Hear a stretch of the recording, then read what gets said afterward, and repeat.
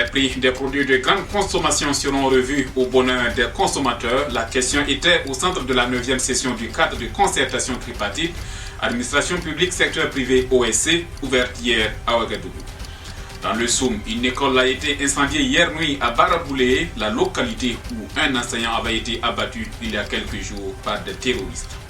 Et puis, la grogne sociale se désamorce progressivement après le syndicat des travailleurs de la santé. C'est le syndicat des agents de finances qui suspendent à leur tour leur grève.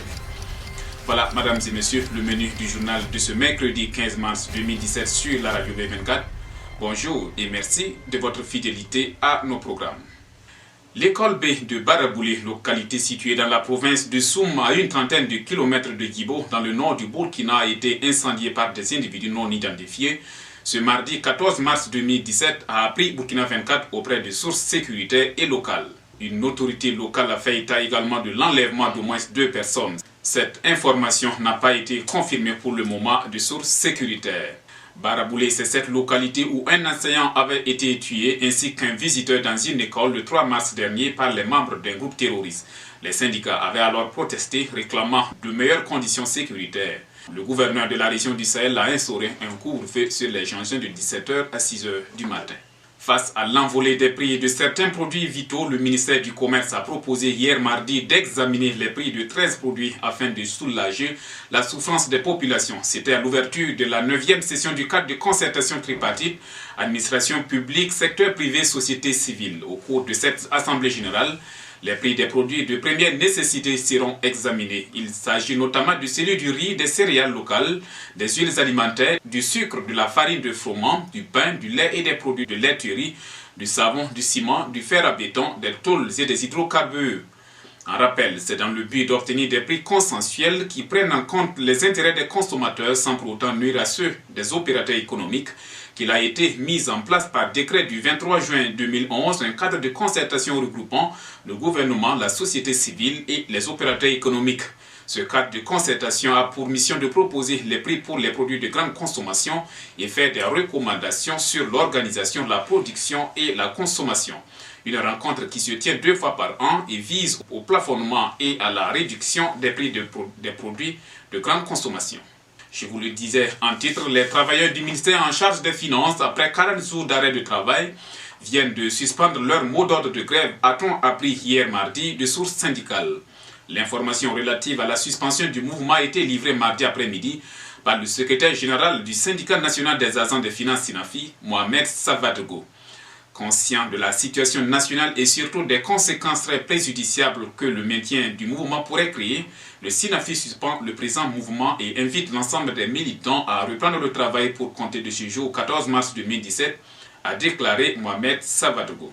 De l'avis du secrétaire général du SINAFI, la suspension du mouvement est intervenue après l'intervention de certains aînés qui ont servi d'intermédiaire entre le syndicat et les autorités du ministère.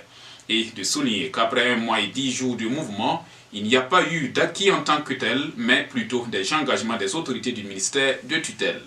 Il a rappelé que cette lutte avait pour objectif de rechercher des conditions acceptables de travail pour mieux servir toute la nation dans sa globalité. Les grévistes exigeaient la satisfaction de leur plateforme revendicative minimale, lequel comprend, entre autres points, la bonne gestion de la finance publique, la rationalisation des dépenses du patrimoine de l'État, la réforme sur les marchés publics, l'application des protocoles d'accord de juin 2011 et d'août 2016. Le président du Faso, Marc Christian Kaboré, a reçu hier mardi à Ouagadougou une délégation du bureau du procureur de la Cour pénale internationale, conduite par son chef de la section de coopération internationale, Amadi Ba. Aucune information n'a filtré de ce huis clos puisque les hôtes du palais de Kossiam n'ont pas voulu s'exprimer à l'issue de cette audience privée à laquelle la presse avait été pourtant invitée. La Cour pénale internationale est une juridiction pénale universelle permanente fondée en 1998 à Rome et chargée de juger les personnes accusées de génocide, de crimes contre l'humanité, de crimes d'agression et de crimes de guerre. Après l'Afrique du Sud, le Burundi, le Kenya et la Gambie, du temps de Yaya Jammeh, qui ont annoncé leur intention de quitter la CPI, la fronde contre la CPI grandit au niveau de certains pays africains. Ils accusent l'institution de ne poursuivre que des dirigeants africains. Hors de chez nous, le pape François a annulé son projet de visite en RDC. C'est le souverain pontife lui-même qui l'a annoncé dans un entretien accordé la semaine dernière à l'hebdomadaire allemand Die Zeit. Une visite était en effet un projet, mais la crise politique qui perdure en RDC et les mauvaises relations entre l'Église et le pouvoir du président Kabila repoussent une venue de François dans le pays. Il était prévu de me rendre aux deux Congos, mais avec Kabila, cela ne va pas bien. Je ne crois pas que je puisse y aller, a confié le pape au journal allemand, douchant ainsi les espoirs de nombreux Congolais. La visite aurait pu se dérouler entre le mois de juillet et d'août prochain, mais aucune délégation du Vatican n'avait jusqu'ici été envoyée à Kinshasa pour préparer une visite pontificale comme c'est la tradition. Un bateau battant pavillon sri-lankais qui transportait du pétrole de Djibouti à Mogadiscio a été détourné par des hommes armés lundi 13 mars 2017 au large de la côte nord de la Somalie, une première depuis 2012. Le pétrolier a été attaqué et a lancé un appel à l'aide ce lundi, alertant sur ce qui semble être un acte de piraterie. Les hommes armés ont expliqué à l'équipage du pétrolier qu'ils étaient des pêcheurs dont les équipements ont été détruits par d'autres pêcheurs illégaux, rapporte BBC Afrique. Le navire effectuait un trajet en provenance de Djibouti et à destination de Mogadiscio. Mardi matin, il était amarré au large du port de pêche d'Aloula, au Puntland, sur le rivage nord de la Corne de l'Afrique. Le ministre des Affaires étrangères du Sri Lanka a confirmé que 8 de ses ressortissants étaient à bord de ce navire. Voilà, mesdames et messieurs, c'est ici que s'arrête l'actualité de ce jour. Merci à vous tous qui l'avez suivi. L'info, c'est en continu sur www.radiob24.com et sur Burkina 24. Merci à tous et à très bientôt pour d'autres sessions d'information. Au revoir.